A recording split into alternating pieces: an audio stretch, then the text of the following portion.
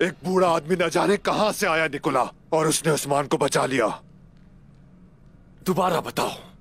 जैसे ही हमने उस्मान को घेरा, उसी वक्त वो बूढ़ा शख्स उसे छुड़ा ले गया। दोबारा बताओ मुझे, दोबारा बताओ, बोलो।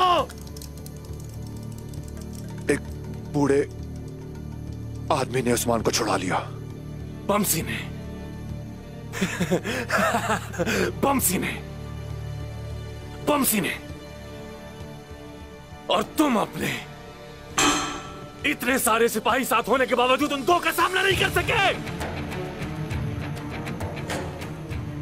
ये मशरूब नहीं, खून पीना चाहता हूं मैं। खून, खून।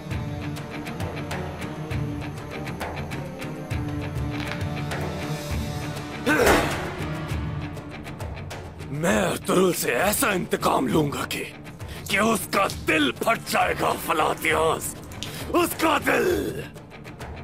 हम उन्हें खून में नहला देंगे निकोला।